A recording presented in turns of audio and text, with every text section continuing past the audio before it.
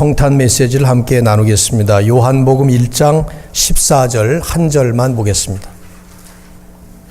요한복음 1장 14절, 우리 찾으셨으면 자리에서 일어나셔서 우리 한 목소리로 함께 읽겠습니다.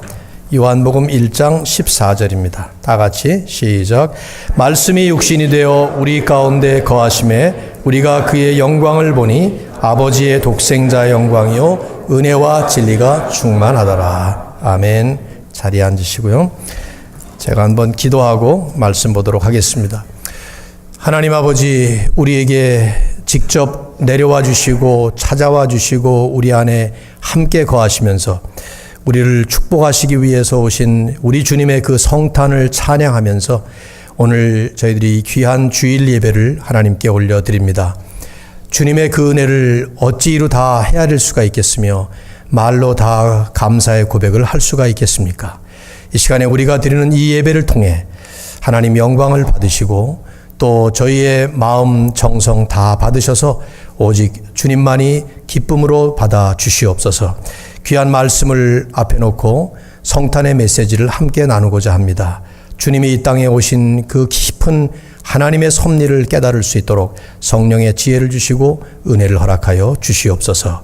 예수 그리스도의 이름으로 간절히 기도드립니다. 아멘.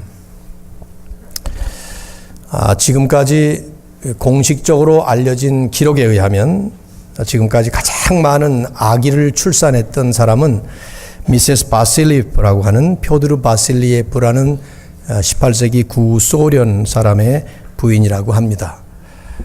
이분은 75세까지 사는 동안에 도합 27번 출산을 했다고 합니다.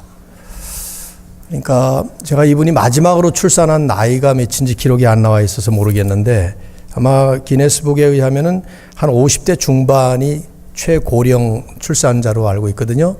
그러면 57 빼기 27을 하면 이게 37세, 한 20세부터 출산을 하기 시작했다 하면 1년에 한 번씩, 2년에 한 번씩 이렇게 출산을 한 것 같아요. 27명을 출산한 것이 아니라 27번을 했는데 그때마다 전부 다 쌍둥이들이었습니다.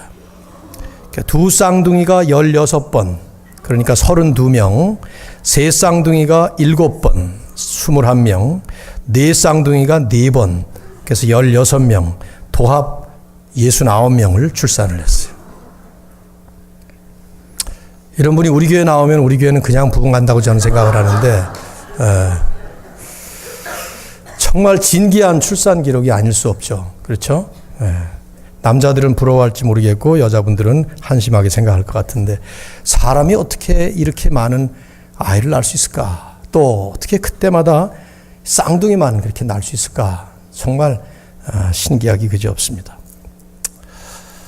그러나 비록 이 여인의 출산이 진기한 것은 사실이지만 쌍둥이 출생은 우리가 자주 접하는 일이기 때문에 있을 수 있는 일일 텐데 이보다 훨씬 더 기이한 탄생은 말할 것도 없이 우리 예수 그리스도의 탄생입니다.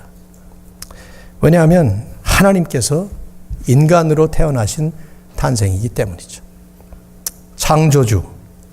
창조주를 믿지 않는 사람들이야 믿지 않는 일이니까 그렇다 하지만 하나님을 분명히 믿는 성도의 입장에서는 세상을 창조하신 그분께서 이 우주의 주인이시고 만유를 다스리시는 우리 하나님께서 피조물로 태어난다는 그 사실 자체가 이건 상상할 수 없는 기이한 탄생이 아닐 수가 없습니다. 우리 사람이 개나 돼지로 태어날 수 있겠습니까?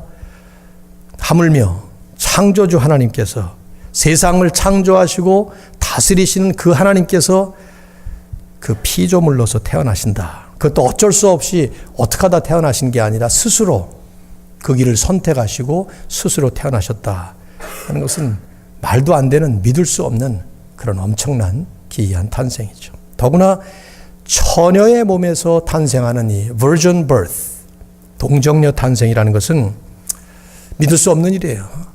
안 믿는 사람들은 말할 것도 없거니와 그렇기 때문에 기독교인들 가운데서도 많은 사람들이 의심하고 있는 현대 과학으로서는 이 받아들이기가 대단히 어려운 그런 일이라고 사람들은 믿습니다. 각계 유명 인사들을 초청을 해서 인터뷰를 하는 그 유명 톡쇼 진행자인 레리 킹이, 언젠가도 제가 이 사람 얘기를 한번 했습니다마는, 한 기자가 그에게 질문했어요. 레리 킹에게.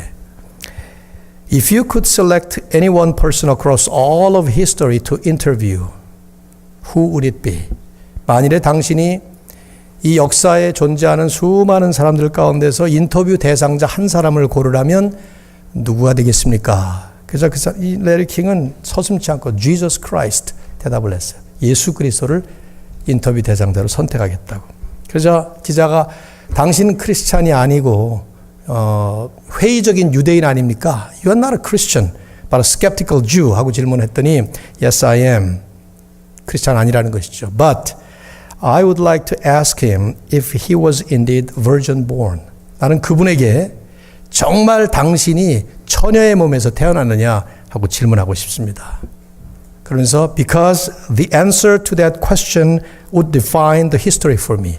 왜냐하면 그 질문에 대한 대답이, 동정녀 탄생했느냐에 대한 대답이 나에게는 역사를 정의해 줄 것이기 때문입니다.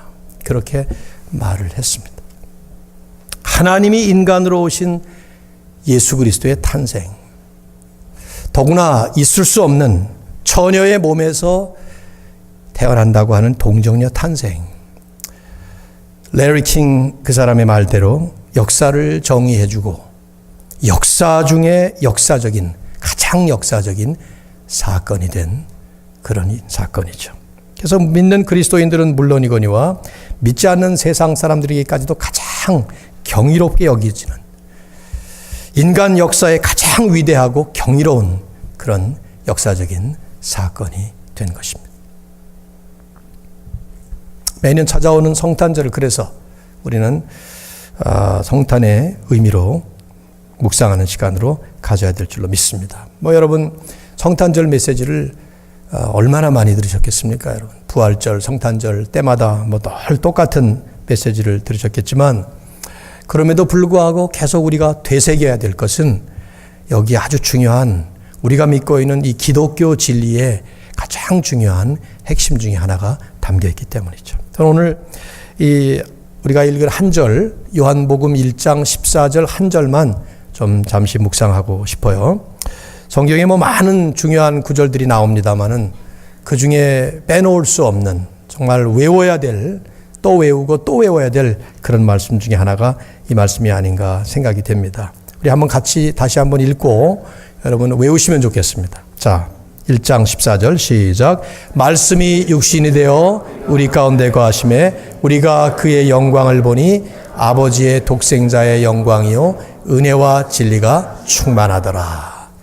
말씀이 육신이 되어 우리 가운데 거하심에 우리가 그의 영광을 보니 아버지의 독생자의 영광이요 은혜와 진리가 충만하더라. 이 한 말씀 속에 예수 그리스도의 탄생에 대한 성탄의 의미를 우리에게 분명하게 보여주는 아주 중요한 핵심적인 복음의 진리가 담겨 있습니다. 말씀이 육신이 되었다. 이 말씀은 예수 그리스도를 뜻하는 말이고, 육신이 되었다 하는 것은 글자 그대로 몸을 입고 태어나셨다는 것이죠. 성육신하셨다 그 말인데, 여기 말씀이라고 표현된 이 주어는, 요한은 사실은 이렇게 뚝대에서 14절만 정하는 것이 아니라 1절부터 쭉 이야기를 전개해 나가다가 이 말씀에서 일종의 클라이막스처럼 말씀을 요약하고 있는 것이죠. 14절에 나오는 말씀이 육신이 되었다는 그 말씀은 누구를 의미하느냐? 1절로 올라가셔야 돼요. 보려고 하시면은 여러 번 제가 교리 설교할 때 인용을 했습니다마는, 태초에 말씀이 계시니라. 이 말씀이 하나님과 함께 계셨으니 이 말씀이 곧 하나님이시니라. 즉 하나님이신 그 말씀이죠. 태초부터 계셨던 바로 그 말씀. 즉 그리스도는, 인간의 몸을 입으시고 이 땅에 오신 예수 그리스도는 인간의 몸을 입으시기 전부터, 태초부터 하나님이셨던, 하나님과 함께 하셨던 성부, 성자, 성령 삼위 하나님의 제2위 성자 하나님, 바로 그분이셨다 하는 것을 얘기하는 것이죠. 태초에 그리스도께서 계시니라. 이 그리스도가 하나님과 함께 계셨으니 이 그리스도가 곧 하나님이시니라. 그렇게 말씀을 그리스도로 대체하셔도 되겠죠. 즉 예수 그리스도는 태초부터 존재하셨던 하나님이시란 말입니다. 여러분, 우리가 지금 그 교리 설교를 쭉 계속할 때 이미 오래됐습니다만 하나님의 특성을 여러 방면에서 살펴보았잖아요. 그 중에 하나님만 가지고 계신 그 하나님의 고유적인 그 비공유적 특성 중에 한두 가지가 뭐냐면 자존성이었습니다. 영원성이었습니다. 하나님은 스스로 존재하시는 self-existent 하시는 분이고 영원하신 eternal God이라는 얘기를 우리가 오래전에 했습니다. 영원부터 영원까지 시작도 없고 끝도 없으시게 스스로 존재하시면서 영원토록 존재하시는 그 영원 자존하신 하나님, 바로 그분이 예수 그리스도시다. 그 얘기를 하는 거예요, 지금 요한은. 요한은 요한복음 20장에 가시면은 나중에 그런 말을 해요. 내가 이 글을 쓴 것은, 요한복음을 쓴 것은 이 예수가 누구냐를 분명히 밝혀주고 그래서 그 예수를 믿고 구원받도록 영생을 얻도록 하기 위해서 요한복음을 썼다라고 말합니다. 그러면서 첫 서두부터 이 예수가 누구냐 하는 얘기를 시작할 때 태초부터 스스로 존재하셨던 그 영원 자존하신 eternally self-existent God, 하나님이셨다 하는 것을 말씀하는 것이죠. 그분께서 우리를 창조하셨다는 거예요. 그래서 2절 3절을 보시면 올라가셔서 그가 태초에 하나님과 함께 계셨고 만물이 그로 말미암아 지은 바 되었으니 지은 것이 단 하나도 그가 없이는 된 것이 없느니라. 창세기 1장 여러분이 성경을 첫 서두를 탁 여시면 하나님이 세상을 창조하시는 장면이 나와요. 많은 것을 묘사할 수 있었을 텐데 성경 기자는 성령의 감동으로 창조 기사를 기록을 하면서 사실은 딱 한 가지를 강조해서 부각시키고 있습니다. 그게 뭐냐면 말씀으로 창조하시는 거예요. 하나님께서 빛이 있으라 말씀하니까 빛이 생기고 궁창이 생겨라 그러니까 하늘이 생기고 이런 식으로 말씀을 가지고 계속 6일 동안 창조하시는데 생각해 보면 전능하신 하나님이라면 그렇게 굳이 힘들게 말씀하실 필요 없어요. 말하는 것도 쉽지가 않습니다. 저도 이렇게 1시간 떠들고 나면은 힘들어요. 여러분 안 그러신가요? 말하고 나면 에너지가 많이 소모되잖아요. 하나님이 굳이 말씀하실 게 뭐 있어요? 그냥 생각만 하셔도 되잖아요. 머릿속으로 생각만 빛이 있으라 하고 생각 탁 하면 빛이 생기는 것이고 하늘 만들어져라 그러면 얼마든지 전능하신 분이니까 못하실 것이 없는 분이니까 그렇게 하실 수 있는 분이 왜 굳이 힘들게 말씀으로 선포하시면서 창조를 하셨는가? 그건 바로 그 말씀으로 오시는 예수 그리스도를 우리에게 보여준 것이죠. 즉 성부 하나님은 성자 하나님을 통해서 예수 그리스도라는 인간의 몸을 입으시고 오시는 바로 그분을 통해서 그분이 오시기 전에 영원부터 계셨던 그 하나님 상태에 계셨던 바로 그때에 온 세상을 그분을 통해서 만드신 것입니다. 말씀을 통해서 세상을 만드셨다는 것은 예수 그리스도를 통해서 세상을 창조하셨다는 거예요. 그래서 요한은 그 얘기를 지금 2절과 3절에 하는 것이죠. 그가 태초에 하나님과 함께 계셨다. 이건 정삼위 하나님이 따로따로 계신 상태를 얘기하는 거예요. 하나님이 아니라는 것이 아니라. 그러나 바로 그분을 통해서 온 세상이 지은 바 되었고 그분 없이는 세상에 어느 것도 지어진 게 없다. 2번이나 강조를 하죠. 바울은 자주 인용하는 성경 구절이지만 골로새 1장 16절 17절에서 이 예수님의 이 창조성, 예수님께서 창조하신 그 부분을 아주 강조해서 부각을 시켰습니다. 만물이 그에게서 창조되되 하늘과 땅에 있는 모든 보이는 것들, 보이지 않는 것들, 혹은 왕권들이나 주권들이나 통치자들이나 권세들이나 만물이 다 그로 말미암고 by him, 그를 위하여 for him 창조되었도다.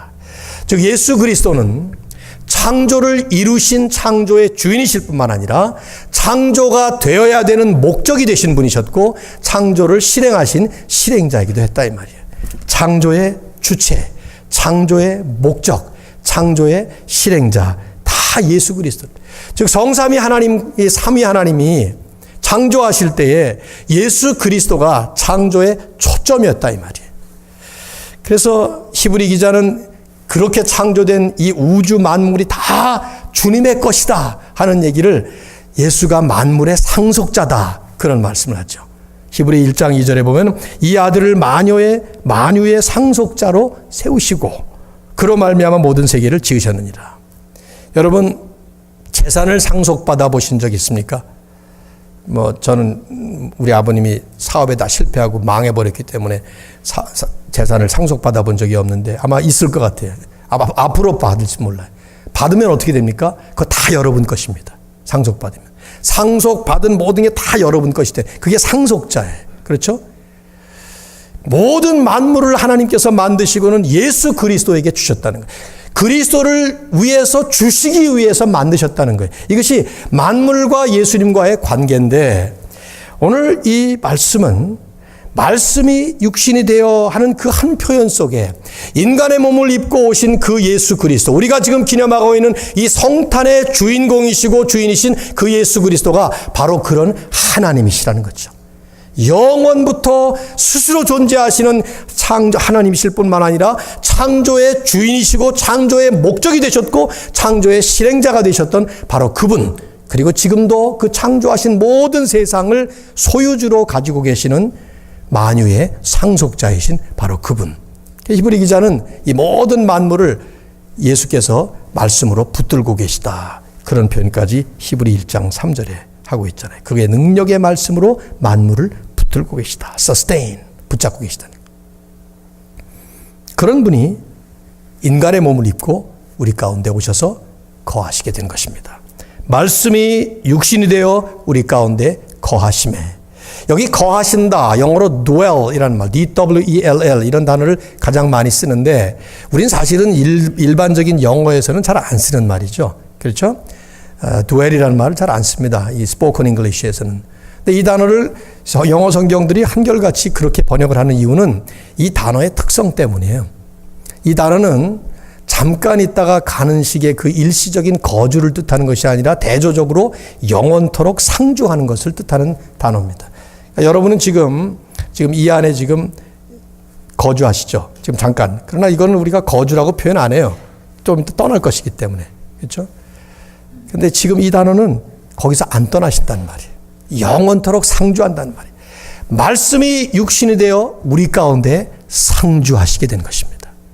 예수님은 잠깐 오셨다가 2000년 전에 33년의 생애를 사시고 떠나버리신 게 아닙니다. 그 예수께서 우리와 함께 지금도 이 안에 함께 계신 것이죠. 물론 지금은 우리는 예수님의 영으로 우리가 그런 체험을 누리고 있지만 그 예수님이 우리와 함께 거하시는, 이것을 임마누엘이라는 표현을 쓰잖아요. 하나님이 우리와 함께 하신다, 이런 표현을 쓰는 것이죠. 물론 이 가운데 지금 말씀이 육신에서 우리 가운데 거하시면, 거기 우리라는 말은 이 글을 쓴 요한과 그 당시에 믿는 그리스도인들을 의미하는 걸 거예요. 요한이 이 글을 쓰면서 이 글을 받는, 요한복음을 받는 2000년 전에 그 1세기 성도들을 얘기할 텐데, 포괄적으로 보면 믿는 모든 성도들을 이 안에 다 포함하고 있는 것이죠. 무슨 말입니까? 성탄의 의미가 무엇입니까? 예수께서, 그 하나님이신 그분께서 우리에게 내려오셨다는 것인데, 그냥 내려오신 것이 아니라 우리와 함께 사시기 위해서, 거하시기 위해서, 우리의 모든 질고를 몸소 다 짊어지시고 우리와 함께 느끼시고 또 기뻐하시고 슬퍼하시고 하는, 슬픔 속에서는 같이 슬퍼하시고 기쁨 속에서는 같이 기뻐하시면서 우리와 함께 동행하시기 위해서 오셨다는 거예요. 그 주님이 성탄을 통해 우리와 함께 거하시게 됐다는 것이죠. 그러므로 인해서 일어난 놀라운 역사는 하나님을 볼 수 있게 된 것입니다. 다시 한번 보세요. 말씀이 육신이 되어 우리 가운데 거하심에 우리가 그의 영광을 보니 곧 아버지의 독생자의 영광이더라. 그의 영광을 본다. 아버지의 독생자의 영광이다. 이게 무슨 말이냐? 영광이라는 한자어 때문에 우리는 막 번쩍번쩍 빛난다, 이런 것처럼 생각이 돼요. 근데 성경적으로 영광이라는 뜻은 그 뜻이 아닙니다. 뭐 번역은 달리 번역할 말이 사실은 없어요. 글로리라는 말, 그 안에 빛난다, 찬란하다, 이런 뜻이 그 안에 담겨져 있긴 하지만 이 말의 핵심적인 신학적 의미는 보이지 않는 하나님이 보이게 되었다 하는 것이 영광이에요. 여러분이 구약 성경을 읽어보시면 하나님은 보이지 않는 분입니다. 하나님은 볼 수 없는 분입니다. 우리가 봐서도 안 되는 분이에요. 그렇죠? 그래서 구약을 보면 하나님 보면 죽는다, 이런 표현이 나와 있고, 하나님께서 이스라엘 백성들을 자기 백성 삼으신 다음에 내가 너희들과 함께 거하겠다, 그러면서 너희들과 함께 거하는 그 임재의 상징으로 보이는 성막을 짓게 했어요. 그러면 이스라엘 사람들이 광야서부터 시작해서 그 성막을 텐트로 가지고 옮겨 다니면서 할 때 그때 그 성막 안에 가장 깊은 곳에 지성소, Holy of the Holies라는 지성소라는 그 섹션이 있었는데 거기에 바로 하나님이 거하시는 것이라고 생각하라. 일종의 상징적으로 그렇게 설명을 하신 것이죠. 사실 하나님이 거기만 계신 건 아닌데 하나님이 이스라엘 백성들과 함께 거한다는 것을 가시적으로 보여주기 위한 일종의 visible, 가시적인 에비던스로서 그 성막의 지성소를 주신 거예요. 그러니까 이스라엘 백성들은 성막이 자기들 가운데서 같이 나눠질 때마다 언제나 성막은 그들의 중앙에 있었죠. 그리고 그 안에 지성소가 바라볼 때마다 저 안에 하나님이 계시다. 이렇게 생각을 해야 되는데 실제로 하나님은 볼 수 없는 분이었어요. 만일에 궁금해가지고 성막을 들여다보고 지성소의 문을 열다가는 그는 죽는 거예요. 하나님이 정확하게 율법에 보면 죽는다 말씀하시지 않았습니까? 그런데 하나님은 그렇게 보이지 않는 하나님이지만 그분 당신을 볼 수 없는 백성들에게 보이게 하기 위해서 영광으로 종종 나타나셨어요. 그게 구름 기둥 혹은 불 기둥, 그리고 때로는 또 다른 모습으로. 심지어 모세 같은 분은 하나님의 영광을 보여달라고 요청까지 했습니다. 출애굽기 33장 18절을 보면 주의 영광을 내게 보이소서 하나님께 직접 간청을 했어요. 그 이유는 출애굽기 32장에서 잘 아시는 그 아론의 금송아지 우상숭배 사건이 나오잖아요. 하나님께서 시내산 위에서 모세와 만나고 있는 동안에 산 아래서 이스라엘 백성들이 금송아지를 만들어 놓고 우상숭배를 합니다. 그때 하나님이 끓어오르는 그 분노의 표현으로 내가 이 백성과 다시는 함께 가지 않겠다. 너를 통해서 다시 다른 민족을 만들겠다. 그때 모세가 나서서 중재를 합니다. 중보기도를 해요. 하나님 이러시면 안 됩니다. 차라리 나를 죽이시고 백성들을 살려주십시오. 이렇게 합니다. 모세는 그렇게 중재하신 것이 앞으로 오실 예수 그리스도를 표현해주는 그런 일종의 그 미디에이터의 모습을 보여준 것이죠. 어쨌든 그 얘기를 듣고 하나님께서 내가 다시 너희와 함께 동행하마. 함께 가주마. 가나안 땅까지 같이 들어가겠다. 너희들과 동행해 주겠다. 그때 모세는 하나님께서 우리와 함께 동행하신다는 것을 분명하게 확신을 가질 수 있도록 그 영광을 보여주십시오. 그렇게 요청을 합니다. Show us your glory 하고 얘기를 해요. 그때 하나님이 대답을 하시죠. 그래, 내가 반석 위에 서 있으면 반석 틈에 내가 지나갈 텐데 내가 내 얼굴은 보지 못하지만 내 등은 보리라. 그렇게 말을 해. 사실 뭐 하나님이 얼굴이 어디 있고 등이 어디 있습니까? 일종의 인간적으로 표현하는 거예요. 그러니까 구약에 보면 볼 수 없는 인간들에게 보이지 않는 하나님을 하나님 스스로 보여주실 때마다 사용했던 그 표현과 방법, 그것이 하나님의 영광이었어요. 그래서 우리는 하나님의 영광을 본다. 이런 표현을 쓰는 정확히 성경적으로 맞는 표현인 것이죠. 그 하나님이 우리 가운데에 육신의 몸을 입고 오셔서 그 하나님을 볼 수 없는 우리가 보이지 않는 그 하나님을 볼 수 있도록 해주신 분이 바로 예수 그리스도라는 것이죠. 그래서 지금 이 말씀하는 거예요. 우리가 그의 영광을 보니 곧 아버지의 독생자의 영광이더라.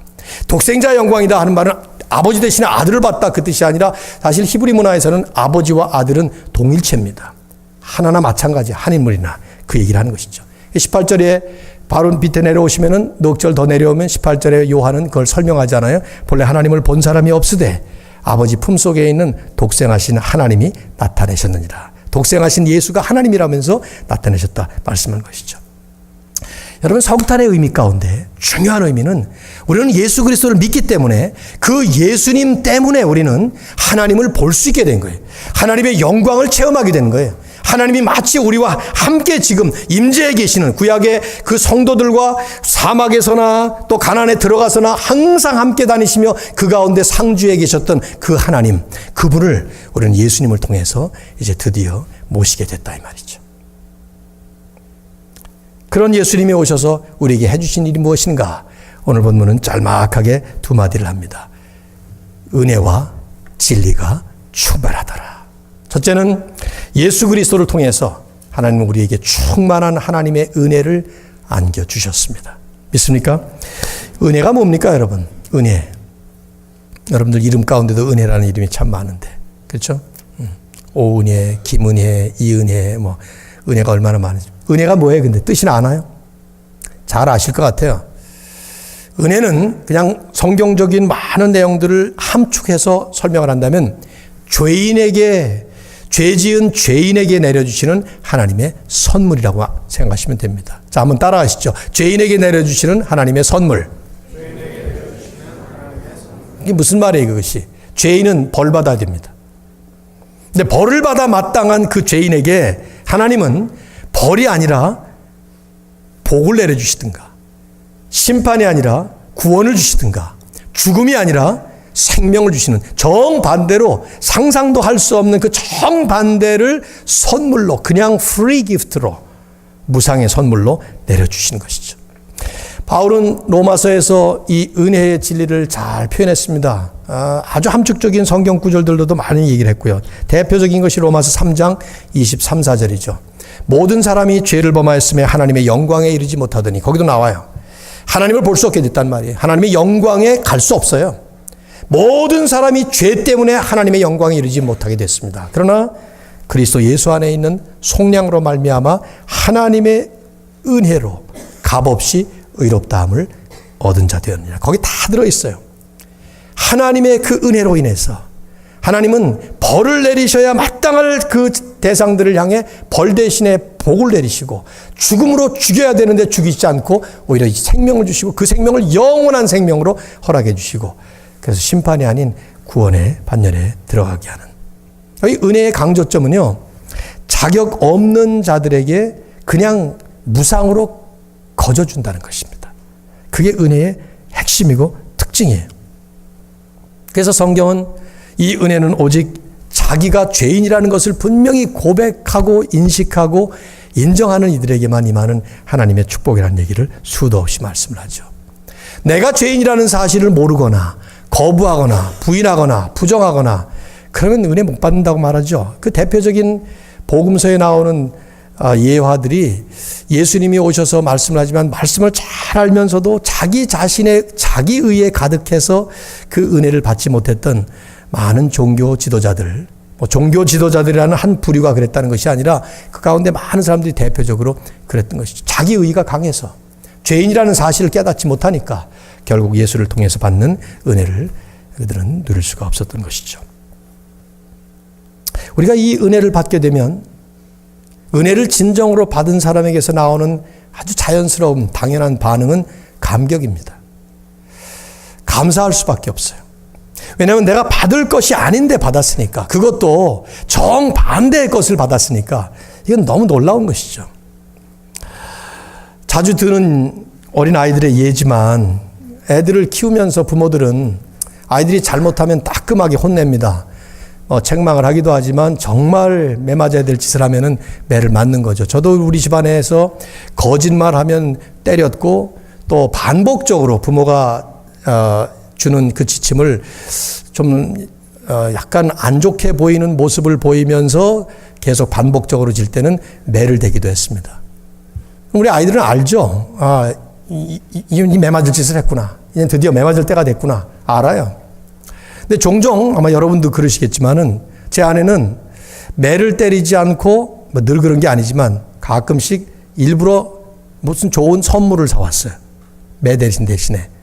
그래서 한참 설명을 해주고 이제 드디어 내 죄를 알렸다 하는 순간에 이르러서 제가 이제 맞을 준비가 됐습니다 하는 모습이 나올 때 매가 오는 게 아니라 그걸 줬어요, 선물을. 그럼 어떻게 될까요? 걔는 무너지죠, 완전히. 펑펑 울고 감격하고.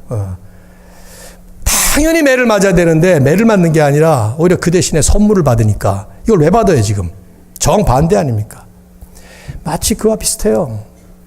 우리가 죄인이라는 사실을 깨닫게 되면, 내가 그 죄인이라는 그 사실 때문에 내가 기대할 수 있는 것은 사실은 벌밖에 없어요. 마땅히 나는 이 죄로 인해서 영원히 죽을 수밖에 없는 죄인이다. 그걸 깨닫는 것도 성령의 은혜죠. 하나님이 은혜를 주셔야 그걸 깨달을 수가 있는데, 그때에 그 죄인에게 합당한 벌을 내리시는 것이 아니라 그 모든 벌을 대신 받으신 분 때문에 나는 오히려 그분을 통해서 하나님의 영원한 생명의 축복의 선물을 받는다 할 때 우리에게서 나오는 것은 사실 감사와 감격밖에 없는 것이죠. 그게 은혜의 특징이에요. 바로 그런 충만한 은혜를 예수 그리스도 안에 하나님은 담으셨고 그리스도를 통해서 우리에게 허락해 주셨다는 것입니다. 또 하나 이제 주님을 통해서 우리에게 주신 것은 충만한 하나님의 진리를 가르쳐 주신 것입니다. 진리가 무엇이냐 하는 질문은 사실은 빌라도가 예수님에게 직접 했던 질문 중에 하나지만 우리 인류 역사에 늘 우리들이 고민하고 갈등하고 도전받는 대표적인 이슈들입니다. 우리는 세상의 학문들을 배웁니다. 경험을 통해서 깨닫는 것도 수도 없이 많습니다. 근데 이 모든 과정들은 결국 진리가 무엇이냐, 옳은 것이 무엇일까, 사실이 무엇일까, 이걸 찾는 작업인데 예수님은 진리가 무엇이냐라고 질문하는 빌라도에게 대답을 안 하셔요. 요한복음에 보시면은. 왜 대답을 안 하셨을까? 많은 설명으로 혹은 아주 간단하게 설명할 수 있을 때 왜 안 하셨을까? 질문해 보면, 생각해 보면 간단해요. 예수님 당신이 진리예요. 그 진리이신 예수님을 보면서도 진리가 무엇인지를 모르고 오히려 엉뚱하게 진리가 무엇이냐라고 질문하는 빌라도에게 예수님은 대답할 필요를 못 느끼셨던 걸 거죠. 대답하지 않습니다. 주님이 진리이시기 때문에, 진리로 오셨기 때문에, 그 안에 모든 진리가 다 담겨 있고 주님의 모습만 봐도 그 진리가 무엇인지를 분명히 알 수 있기 때문에 그렇게 예수님은 오신 것이죠.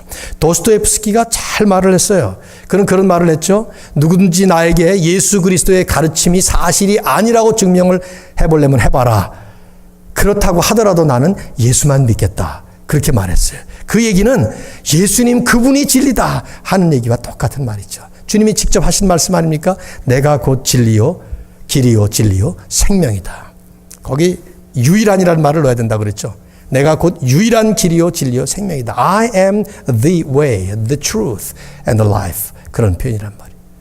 그러나 세상은 진리로 오신 예수님을 받아들이지 않습니다. 오늘 본문의 5절 보시면은 빛이 어둠에 빛이 돼 어둠이 깨닫지 못하더라.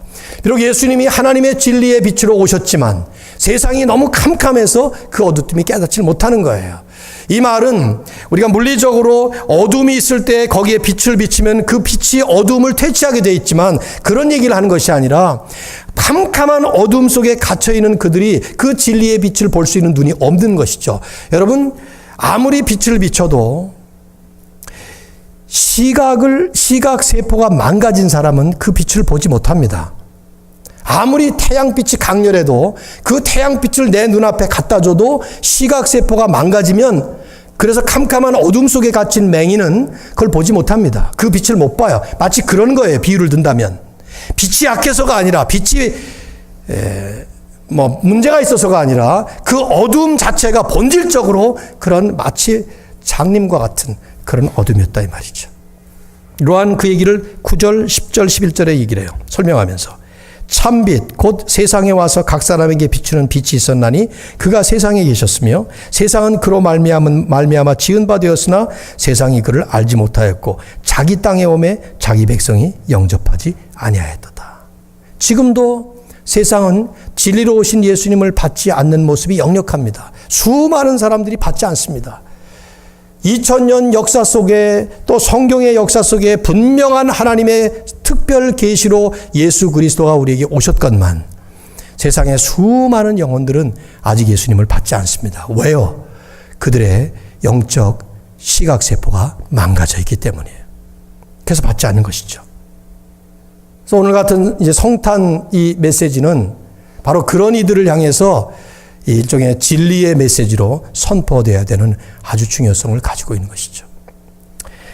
예수님의 이 충만한 은혜 그리고 충만한 진리, 오늘 우리에게 보여주는 요한의 핵심은 요한은 이 예수가 누구냐 그리고 이 예수를 믿어야만 바로 이런 하나님의 축복이 우리에게 임한다 하는 것을 설명하기 위해서 우리에게 첫 서두부터 이 말씀을 여는 거예요. 은혜와 진리, 충만한 은혜와 충만한 진리가 예수 그리스도 안에 담겨 있기 때문에 오직 우리는 그 예수 그리스도를 통해서만 이것을 누릴 수가 있습니다.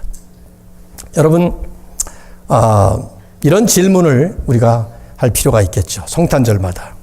나는 이 은혜를 받았는가 하는 질문이에요. 우선 첫째로. 나는 이 은혜를 받았는가. 예수 그리스도를 아직 믿지 못하시면 아직 여러분은 이 은혜가 뭔지를 모르는 것입니다. 질문해 봐야 돼요. 나는 이 은혜를 받았는가? 만일에 받았다면 나는 이 은혜를 충만히 누리고 있는가? 그리고 그리스도 안에 충만한 은혜가 있기 때문에 그분을 믿기만 하면 그 안에 있는 그 충만한 은혜가 우리 안에 누려져야 되죠. 그 은혜를 누리는 삶을 이제 우리는 살아가야 되죠. 세상이 은혜로워서가 아니에요.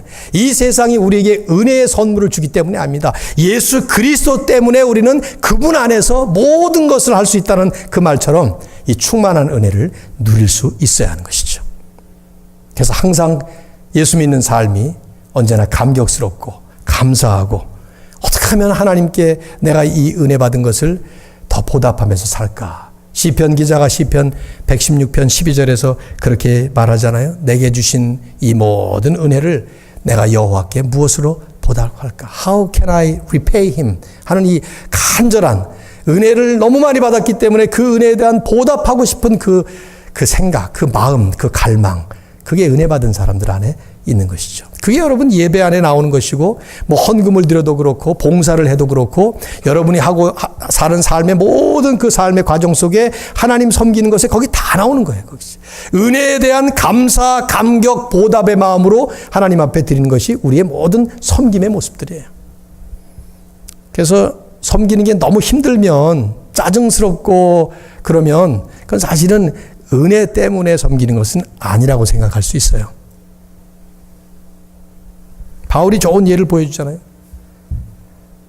그가 아직 예수님을 몰랐을 때, 자기가 의로워서 모든 걸 다 이룰 수 있다고 생각했을 때, 다메섹으로 가면서 군사들을 끌고 예수 믿는 사람들을 잡아 죽이겠다고 가다가 그 예수님을 만나지 않습니까? 그때 그 현장에서 맞아 죽어도 시원치 않을 죄를 지은 자기가 그 맞는 일이 아니라, 매를 맞는 것이 아니라 오히려 주님으로부터 은혜를 받고 구원을 받고, 그러면서 거기서 더 나아가서 사도로 세움을 받을 때 사도 바울의 머릿속에는 평생 살아가면서 그의 생각을 붙잡았던 것은 그 하나님의 은혜였어요. 그래서 그는 고린도전서 15장 10절에서 그 유명한 은혜의 선포를 하잖아요. 나의 나 된 것은 오직 하나님의 은혜로 된 것. I am what I am by the grace of God. 내가 지금 이 자리에 있는 것은 오직 하나님의 은혜다. 그거 외에 나는 할 말이 없다. 내가 이 은혜가 헛되지 않도록 하기 위해서 모든 사도보다 더 많이 수고하였지만 그것도 역시 내가 한 것이 아니요 오직 나와 함께 하신 하나님의 은혜로다. The grace of God. 오늘 우리의 삶이 그런 삶이 되어야 될 줄로 믿습니다. 여러분, 은혜는 생각하지 않았다가 어쩌다가 한번 그냥 세상 사람들이 하는 말로 재수 좋아서 횡재한 것이 아니에요. 뭐 그런 것도 가끔 있죠. 우리 가다 보면 뭐 제비뽑기 같은 거 한다든가 뭐 라스베가스나 이런 데 가가지고 뭐 하다가 이렇게 탁 걸려오는 뭐 그런 것도 있을지 모르겠는데, 아이고 내가 횡재했네, 참 오늘 운 좋네, 이런 식으로 우리가 죽을 뻔했는데 어쩌다가 살아난 그런 감이 우리의 은혜의 감이 아니라 이 말이에요. 평생 매번 모든 순간 모든 과정 속에 계속 흐르고 흘러야 될 것이 바로 이 은혜의 지하수예요. 우리의 삶의 밑바탕에 쫙 은혜의 영적 지하수가 깔려 있어서 그렇게 살아갈 때 우리는 세상에 도전을 받고 어려움을 겪고 많은 이 죄로 인해서 일어나는 수많은 풍파 속에서, 인간관계 속에서 그 은혜 때문에 든든하게 감사 감격하면서 그리스도인답게 살아갈 수 있는 줄로 믿습니다. 성탄을 맞은 여러분들 모두에게, 우리 모두에게 은혜가 충만하더라 하는 이 표현처럼 그리스도 안에 있는 그 충만한 은혜, 그래서 그분 안에서 내가 모든 것을 할 수 있다고 표현했던 그 바울의 말처럼 하나님의 은혜가 충만한 삶이 되시기를 주의 이름으로 축원합니다. 또 하나, 진리가 충만한 삶. 이 무엇입니까? 진리에 충만한, 진리가 없으면 모든 것이 다 무너집니다. 하나님께서 말씀하시는 진리라는 것은 그 안에 도덕과 신앙적인 그 요소가 본질적으로 담겨져 있습니다. 우린 질문해야 돼요. 은혜를 깨달았습니까? 하는 질문과 똑같이 진리를 깨달았습니까? 하는 질문을 해봐야 됩니다. 여러분 질문해 보세요. 진리를 깨달으셨나요? 그 질문은 예수 그리스도를 분명히 알게 됐느냐 하는 질문과 마찬가지고요. 그분을 분명히 믿고 깨닫게 되었다면 진리대로 살고 있는가 하는 질문을 해야 되죠. 하나님의 말씀대로, 깨닫는 대로, 모르는 것을 알게 되는 대로, 아는 것을 더 깊이 아는 대로 그 진리의 수준에 맞게 살아가고 있는가. 길이요 진리요 생명이신 예수 그리스도 안에 모든 충만한 진리가 다 있기 때문에 그분 떠나서는 우리는 진리를 터득할 수 없어요. 그분 안에서 우리는 그분을 통해서 알지 못했던 천국의 비밀을 알게 되었고 하나님의 법도를 깨닫게 됐습니다. 그렇다면 그 진리대로 살아야지 또다시 죄의 영향을 받으면서 타락한 생활의 그 삶의 모습을 우리 가운데 용납할 수가 없게 되는 것이죠. 매번 성탄절마다 저는 하나님께서 우리를 초청하신다고 믿습니다. 생각해 보니까 탕자의 비유의 아버지 같은 그런 마음인 것 같아요. 탕자의 비유를 보면 누가복음 15장에 풍성한 모든 것을 다 가지셨던 자비로우신 이 아버지는 어느 날 그 아들이 자기 그 집을 떠나버리는 그런 아픔을 겪습니다. 마치 하나님께서 세상 모든 것들을 좋은 목적으로 가장 선하심으로 만드셨는데 인간이 죄를 지어서 떠나는 것처럼 아담과 하와가 죄를 지어서 에덴 동산에서 떠나야만 하는 것처럼 아마 탕자의 비유의 두 번째 아들은 바로 그런 아들일 거예요. 옳게 살아야 되는데 옳지 않은 하나님의 진리의 세상을 떠나버리고 자기 마음대로 허랑방탕하면서 도덕적으로 그리고 망가져버리는 그런 삶을 살았던 사람이죠. 근데 큰아들도 마찬가지. 큰아들은 하나님의 은혜 속에 살면서도 은혜를 모르고 사는 사람이었습니다. 자기 의에 빠져서 그는 열심히는 살았는지 모르지만 아버지의 은혜를 전혀 알지 못합니다.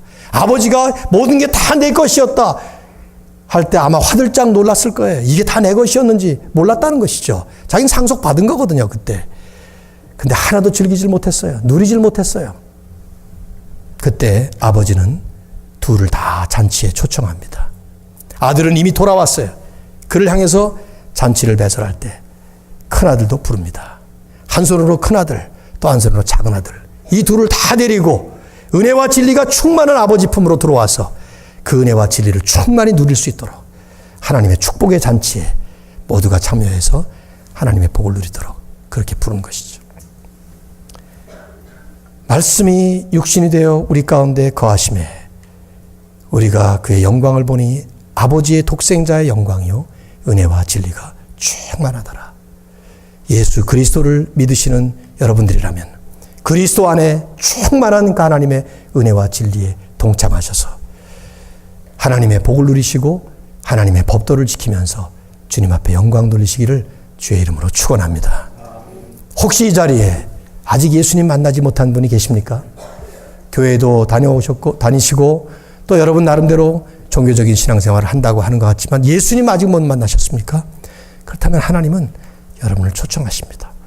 죄인인 것을 고백하시고 그리스도를 통해서만 얻을 수 있는 구원의 은혜를 영접하시면서 바로 그분을 통해서만 받게 되는 하나님의 영원한 축복을 누리시기를 진심으로 바랍니다.